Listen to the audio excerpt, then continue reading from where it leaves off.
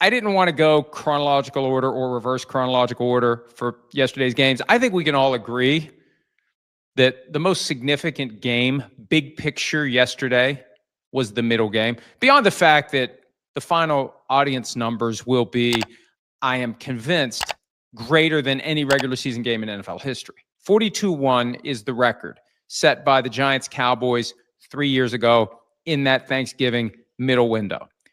We've got the Nielsen big data plus whatever. I can't remember what it is.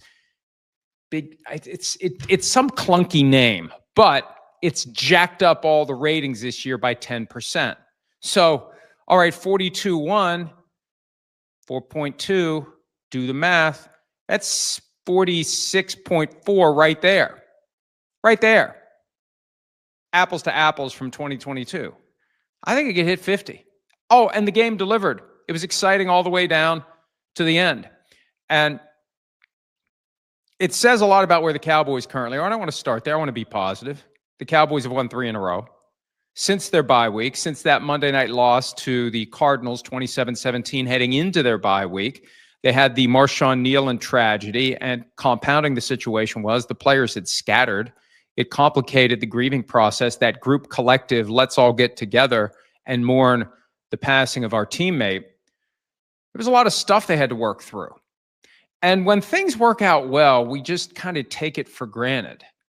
But wouldn't we have expected this to be the kind of thing that could just make the Cowboys fall apart? And credit to Brian Schottenheimer, who has coached his way into the Coach of the Year conversation. He's 35-1. I checked the odds last night. Now, they may have moved since last night because people may be realizing, hey, better drop $1 or $2 on this long shot while it's still a long shot. But if the Cowboys, who are now 6-5-1, can continue this climb. They've beaten the 2 Super Bowl teams 4 days apart, people. The Eagles and the Chiefs, 4 days apart. If they can keep this thing rolling, they can roll right into the postseason. It's not going to be easy, though. It's not going to be easy. They have the Lions next week. Let's see if I can read my writing. Then they've got the Vikings, the Chargers, at the Commanders, and then at the Giants to end the season. The last 2, they should be able to win, but division games, you never know. And you got the Commanders and the Giants playing the role of spoiler. They like to stick it to the Cowboys. Those aren't gimmies. But the 3 before that, Lions, Vikings, Chargers. Well, the Vikings, we know. Just make that a W. But this next game Thursday night, and I said after they beat the Raiders on the Monday night after the bye week, we're going to learn a lot about the Cowboys the next 3 weeks. Eagles, Chiefs, Lions. So far, it's win, win. And if they keep winning, they should be. They should be. There's no guarantee. But you add 5 wins to 11 to 6-5-1, you end up 11-5-1. That should be enough. That should be enough. And this could be a situation where that tie against the Packers from week 4 is either just enough to get them in or just enough to keep them out. The best news about a tiebreaker when you have ties involved is it's not relevant unless the Packers and the Cowboys are somehow tied. Then it becomes a little more problematic. For now, the tiebreakers would seem to favor the Packers. But Packers seem to be in position to just go ahead and win that division. The Packers may not be in the wild card mix at all. We'll talk about them later on. But for the Cowboys, here's the reality. You've got the division winners who obviously get in. Then you got 3 wild cards. You're going to have 2 second-place teams from the NFC North and the NFC West. And then you got the third-place teams. Like the West may put, and right now, I think we would all agree there's a pretty damn good chance the Rams, the 49ers, and the Seahawks are all getting in. That leaves 1 spot. That leaves 1 spot for the second and third place team in the NFC North and the Cowboys. And I know Panthers fans, your team may be in the mix as well, but right now you're on the outside looking in at 6-6. You got to prove it. You got to win. You got to get yourself back into it. But if the Cowboys keep going, they should be able to edge out 2 of those 4 teams. That's what they're going to have to do. 2 of those 4 teams. Second and third place team in the West, second and third place team in the North. And that's going to leave a good team or 2 on the outside looking in. But the key for the Cowboys is to keep winning, and they understand that. Dak Prescott spoke about it last night, and he praised Brian Schottenheimer for how he has held the team together with the leadership, with the focus. They've settled into this sweet spot where they understand the assignment. Come back Sunday, get to work on next Thursday. And all that matters is getting to the win. That victory formation, and I'm paraphrasing what Dak said after the game, but the victory formation doesn't happen then. It is the product of everything you put into it, every little detail you pay attention to, everything you do that builds the blocks toward being able to walk off the field a winner. And the Cowboys did it yesterday with balance. That's been the issue with them. Their defense had been horrible. And one of the reasons why Schottenheimer needs to be taken seriously as coach of the year, he had one hand tied behind his back less than 2 weeks before the start of the season when Jerry Jones, owner/GM, traded Micah Parsons to the Packers. And yeah, it was a little rough at first, but they came around. And they believe the offense is always going to be good. And as the offense continues to perform, the defense develops confidence. They had those trades that brought in Logan Wilson and Quinnon Williams. And they're getting healthy. They've gotten healthy on defense. And it just kind of momentum and confidence creates more momentum and confidence. Football season starts at Thanksgiving. Well, the Cowboys got a little head start because they got those 2 wins heading into the Thanksgiving win, and off they go. But the margin for error for them is pretty slim. One loss, let's just say they go 4-1 the rest of the way. That's 10-6-1. That may be the situation where that tie against the Packers keeps you out. All they can control is winning. And the next challenge is coming up in just 6 days in Detroit. We'll talk about the Lions and the Packers coming up later. The Chiefs. The Chiefs just aren't the Chiefs anymore. They're not the Chiefs that we're used to. They're 6-6. And the games that we used to watch and have this sense of it's inevitable. It's like, I've made this comparison in the past, I think. Like, you go to a Superman movie, a superhero movie. Like, you know that at the end of the day, it's going to be a positive ending. And they put you on a roller coaster before you get to the ending. And you enjoy the roller coaster ride, but you know what the ending is going to be. That's how the Chiefs were last year. That's how the Chiefs have been in big games. They'll make it very interesting, but far more often than not, it's a happy ending for the Chiefs. Far more often than not, they find a way to win. And it felt like that was going to happen. When they took the lead 21-20, it's like, yeah, these are the Chiefs. These are the Chiefs we've grown accustomed to. They're going to be close enough in this game that at the end of the day, however it goes, whatever crazy twists and turns they have cooked up for us, it's going to be entertaining, and we know that they're going to come out with the victory. And it's like, oh, wait a minute. Yet another case where they didn't. And I know they just did on Sunday against the Colts. That just made it even more likely they would do it against the Cowboys. And now we have to take a step back and say they're 6-6. Where are they going to go from here? Patrick Mahomes said after the game he understands they need to win out. They have the Texans, the Chargers, they're at the Titans, they got the Broncos, and then they're at the Raiders. So 2 of those games should be easy wins at the Titans and at the Raiders. But come week 18, Raiders got a chance to screw things up for the Chiefs. Wouldn't the Raiders love to screw things up for the Chiefs? Wouldn't the Raiders love to be the ones to deliver the death blow to the Chiefs playoffs? Texans next week, that ain't going to be easy.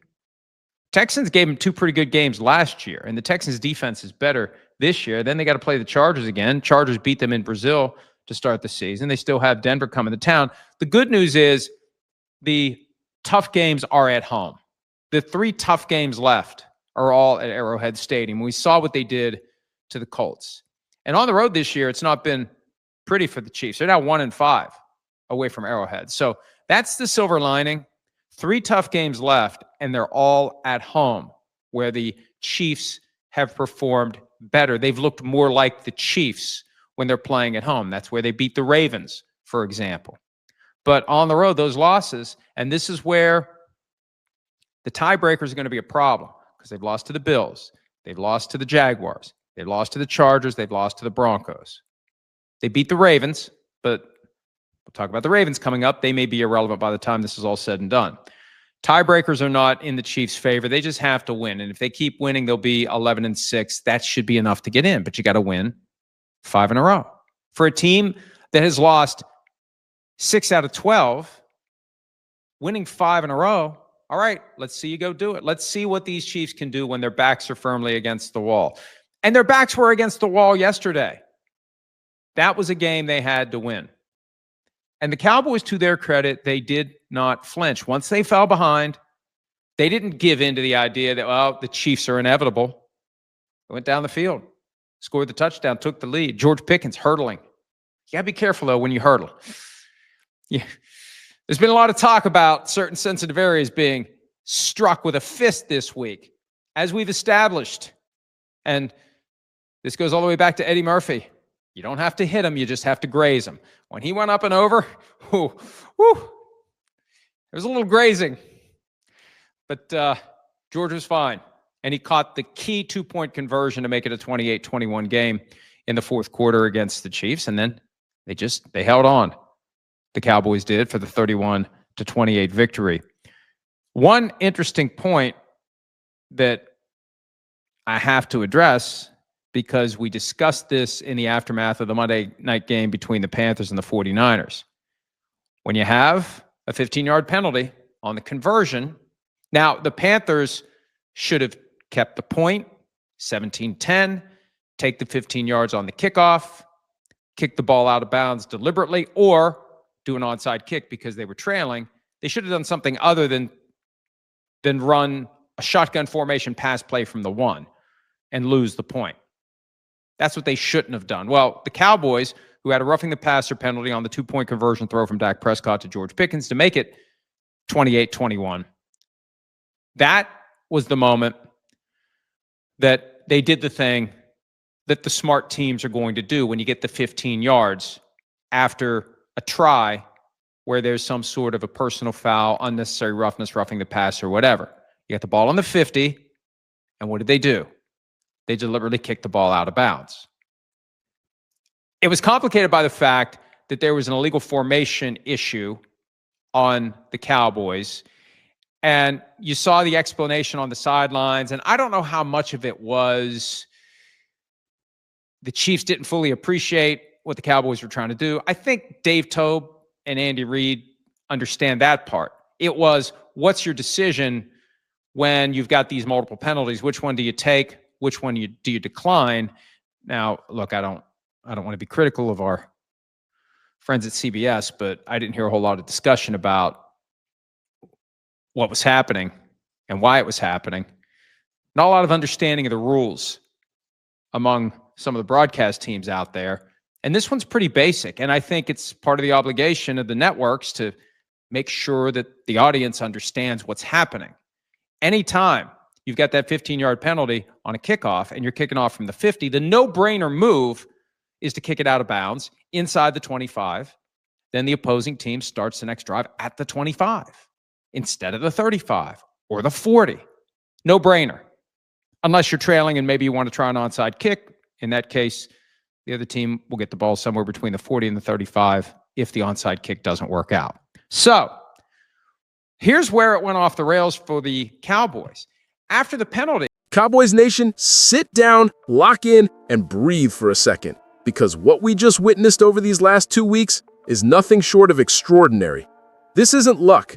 This isn't a fluke. This is not the same old Dallas Cowboys people have been laughing at for years. This team has been hardened by tragedy, battle-tested by adversity, and reshaped by leadership that refuses to let this season die. And today, the entire NFL finally got the message. Dallas is the one team nobody wants to deal with.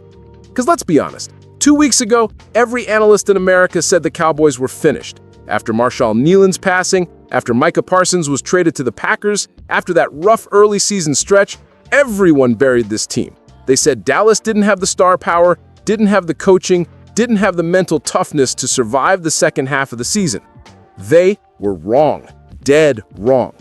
In 4 days, the Dallas Cowboys beat the two teams that played in last year's Super Bowl. First, the defending champion Eagles, then Patrick Mahomes and the Kansas City Chiefs. And these weren't cheap wins. This was domination through resilience, execution, and pure belief. Dak Prescott, yes, the same Dak people said couldn't win big games, just went toe-to-toe with Patrick Mahomes and outplayed him. After throwing an early interception, Dak regrouped, read the blitz perfectly, manipulated the Chiefs' defense, extended plays with his legs, and delivered strike after strike on 3rd and 4th downs. 12 of 15 on high-leverage downs. That is championship-level quarterbacking. And let's talk about this wide receiver duo.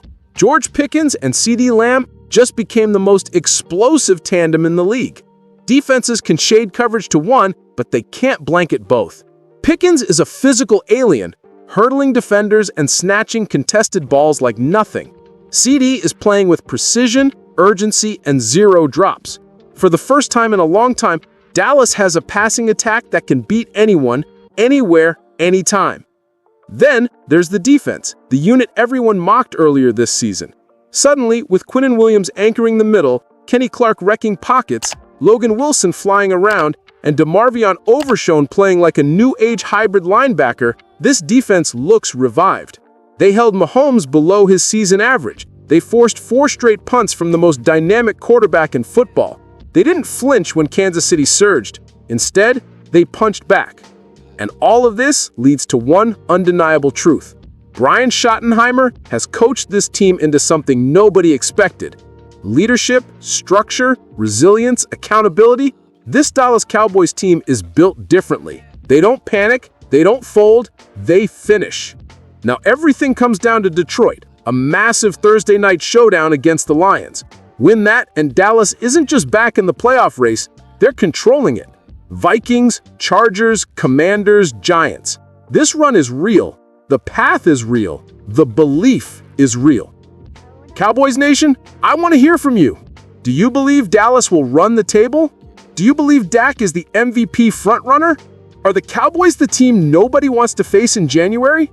Drop your thoughts in the comments, hit that like button, subscribe to the channel, and let's keep pushing because this season is far from over. The Cowboys are coming, and the NFL better be ready.